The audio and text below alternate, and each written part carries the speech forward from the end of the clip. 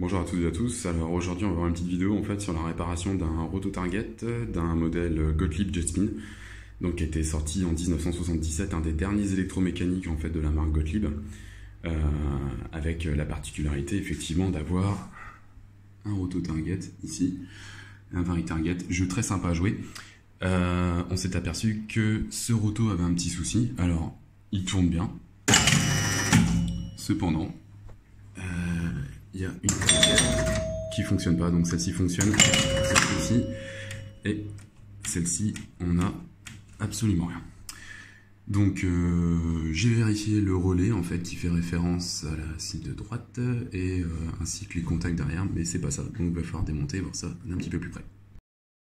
Alors deuxième étape, après avoir positionné en fait le plateau en position maintenance, on va regarder en fait de plus près ce fameux roto-target. Alors moi je vous conseille toujours de mettre une protection sur la planche de fond pour éviter en fait de perdre des vis dedans, et aussi quand vous faites des opérations de soudure pour éviter qu'il y ait des petites gouttes d'étain en fait qui tombent sur les contacts. Donc alors pour commencer à démonter ce roto-target, on a 3 vis ici, donc pour démonter le plateau c'est la première chose à faire. Alors avant de démonter la platine en fait des cibles du roto-target, ce que je vous conseille de faire avant, c'est de le marquer avec une petite marque. Moi j'ai fait ça au cutter, vous voyez, donc sur le plateau tournant, et à la fois sur la platine en fait qui se trouve en dessous. Donc on voit pas très bien, mais j'ai également fait une petite marque pour être sûr en fait de le repositionner exactement au même endroit. Donc voilà, chose importante à faire avant de démonter le plateau de cible tournant. Voilà, donc première opération effectuée, donc le plateau de cible a été retiré avec les 3 vis.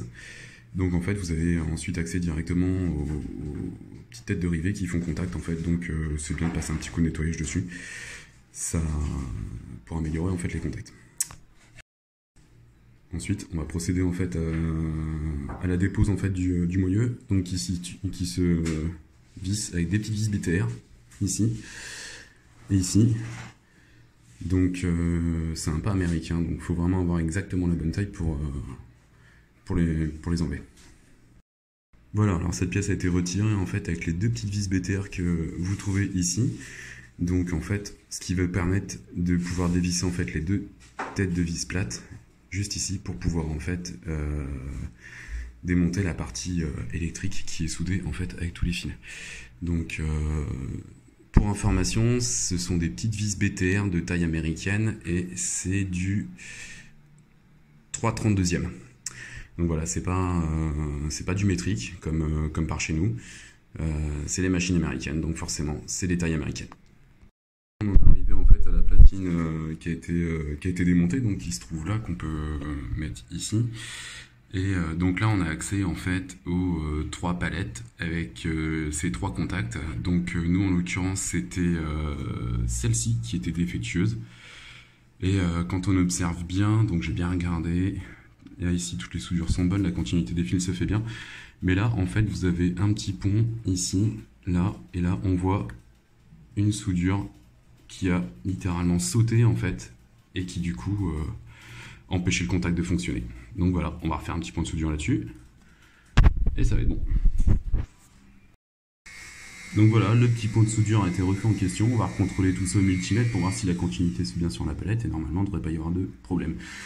J'en ai profité pour contrôler toutes les soudures tant que la platine était démontée.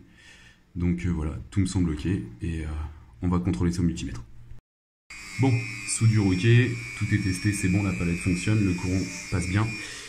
Tant qu'on y est, on va en profiter pour démonter en fait la roue crantée, pour en fait nettoyer l'axe et mettre une toute petite goutte d'huile dessus, sans plus, pas blinder de graisse, parce que le problème c'est que la graisse à la longue ça finit par figer, et en fait ça empêche l'axe de tourner, et donc histoire qu'il tourne un petit peu mieux.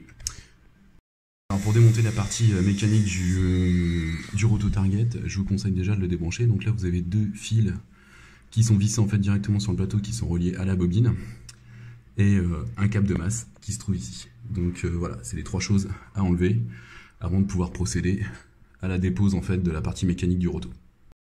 Voilà, donc on a procédé en fait à la déconnexion des câbles d'alimentation de la bobine qui se trouve ici, ainsi que du câble de masse qui est là. Hop. Et du coup, rien de plus simple maintenant pour enlever toute la partie mécanique qui du coup va être indépendante, c'est vous avez 4 vis en fait sur le support ici, c'est sur le plateau là, et 2 ici, donc 2 de chaque côté. Hop, on dévisse ça, et on peut extraire la mécanique du roto target. Ok, donc on en est arrivé là, c'est bon, on a enlevé le roto target, hop, qui se trouve ici, et maintenant on va nettoyer l'axe de la roue crantée, une double roue d'ailleurs, parce que bon ça tourne mais c'est pas non plus super, on va lui donner un petit peu plus d'élan. Et alors pour que ce soit fluide, il y a ça, et il y a aussi le plongeur à nettoyer qui est ici, parce qu'en fait si celui-ci était graissé aussi, ben ça va freiner en fait son mouvement, et la roulette freine le mouvement aussi. Donc voilà, on va nettoyer tout ça.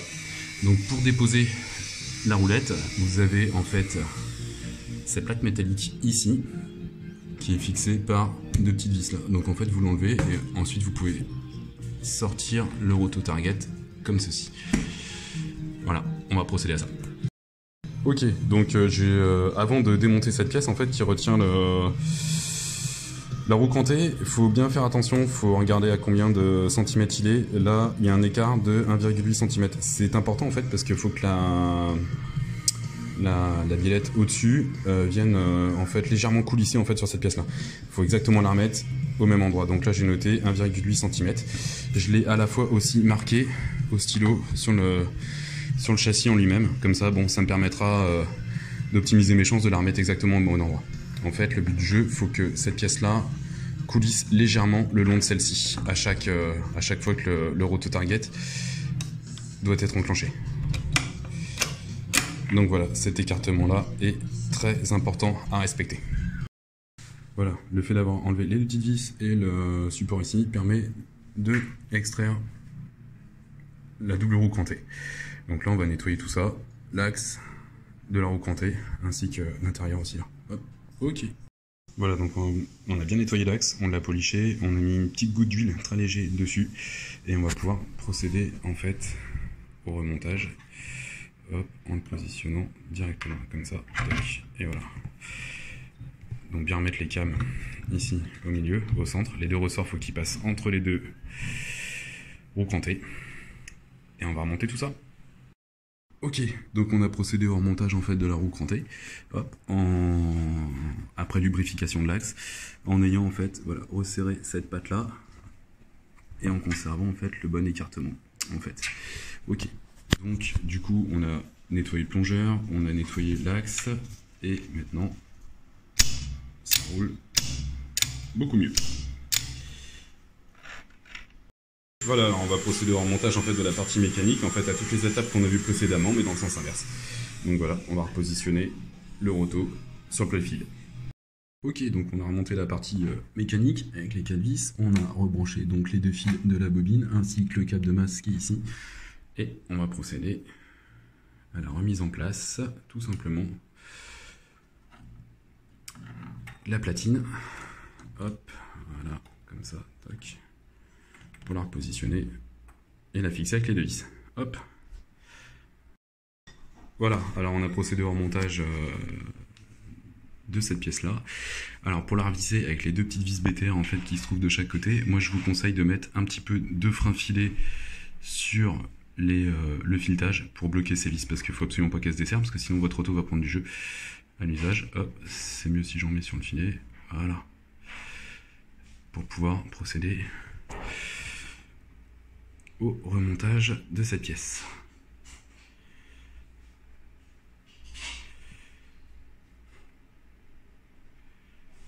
Voilà, tac, impeccable.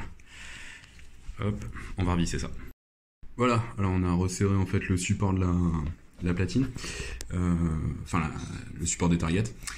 Du coup, il faut faire attention quand vous serrez ça. Il y a un jeu en fait à respecter, donc il faut pousser légèrement sur la roue crantée ici pour rattraper le jeu et venir serrer en fait cette pièce là qui va venir en fait par dessus. Par contre, si vous la poussez trop au dessus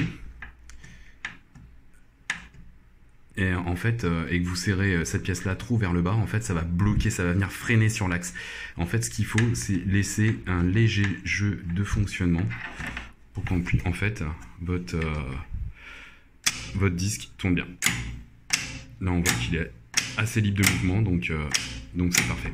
Mais toujours quand vous serrez en fait les deux petites vis BTR, ici, les vis de serrage, celle-ci et celle-ci, assurez-vous bien que vous laissez un léger jeu de fonctionnement en fait dans l'axe. Vous voyez, il faut qu'il soit pas complètement serré.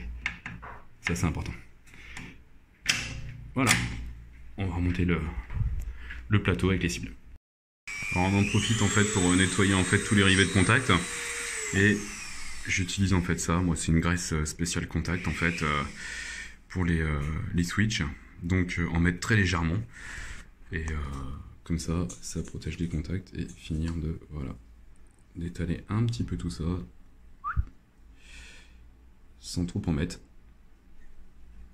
Et ça sera parfait. Ok, bon bah du coup maintenant on va pouvoir procéder à la repose en fait du plateau de cible. Donc moi j'ai pour habitude de faire une petite marque parce que j'aime bien en fait replacer les choses à l'endroit exact où elles étaient, sachant que ça marchait avant en plus, donc il n'y a pas de raison. Donc là j'ai effectué une petite marque en bas ici et ainsi que sur la platine ici pour le repositionner en fait exactement au même endroit, et on va venir replacer en fait cette pièce là, voilà, ici sur l'axe, hop, qui se trouve voilà ici, donc en recentrant bien la petite marque. Voilà, donc le roto est entièrement monté. Donc normalement il n'y a pas de souci pour que ça fonctionne bien, ça tourne nickel. Et on va essayer tout ça. Bon, donc non, voilà, après remontage des targets, du roto target, on s'est aperçu qu'en fait à chaque lancement de bille, parce que dès que la bille revient dans le couloir en fait sur ce jet spin, ça lance en fait le roto target. On avait des points en fait qui s'affichaient à chaque lancement de bille, donc du coup il y avait un contact derrière la palette qui était trop réglé, de manière trop proche, notamment celui-ci, toujours le même qui nous a posé problème. Et avec un petit cambreur à la base, alors c'est pas évident pour régler cela parce que même avec le cambreur on est obligé de le mettre en biais, mais on y arrive quand même. On l'a un petit peu écarté parce qu'en fait à chaque fois que le roto tournait, eh bien ça, vous voyez, bon il y a un petit jeu à chaque fois que ça tourne et ça venait en fait taper le contact et du coup qui incrémentait des points à chaque lancement de bille ou à chaque fois que le roto target tournait. Donc du coup, un petit coup de réglage là-dessus et c'est bon. Alors pour accéder en fait à ces contacts-là, il vous suffit d'enlever le décor ici et le capot que j'ai mis ici, voilà, qui se replace ici tout simplement avec deux vis. Donc c'est une petite opération, voilà, très rapide à effectuer en enlevant en fait le décor et ce capot en métal, voilà. Et donc c'est bon, réglage effectué, nickel. Alors pour le remontage des petites nuts de décor, en fait, moi j'utilise une clé à douille de 8 mm. Donc en fait, bon, ça fait la taille. Franchement, ça va bien. Je mets en fait cette douille ici. Et j'ai un petit outil, bon voilà, que j'ai acheté chez des fournisseurs de pièces détachées, très connus. Je bloque en fait en dessous de la tige le support en fait du poste, je mets la douille ici, je bloque en dessous pour éviter en fait que mon poste tourne et se dévisse du plateau, et je viens serrer ma nut. Alors doucement, c'est un truc, c'est juste pour fixer le décor, ça sert à rien de serrer à fond. Voilà, et c'est fait. Voilà, la petite astuce pour démonter ça. Voilà, donc nous y sommes, on va faire un petit essai de la réparation qu'on a effectuée sur le roto target. Donc déjà voir s'il tourne bien. On va voir. J'ai pas appuyé sur le bon. En faisant un couloir, le roto tourne à merveille. C'est parfait. Et on va regarder si les cibles fonctionnent. Donc celle-ci fonctionne, magnifique. Celle-ci aussi. Et celle-ci c'est bon. On a récupéré une croix sur la target de droite. Donc c'est parfait. Voilà, bah écoutez, j'espère que cette vidéo pourra peut-être vous aider pour une éventuelle réparation ou maintenance de votre auto-target.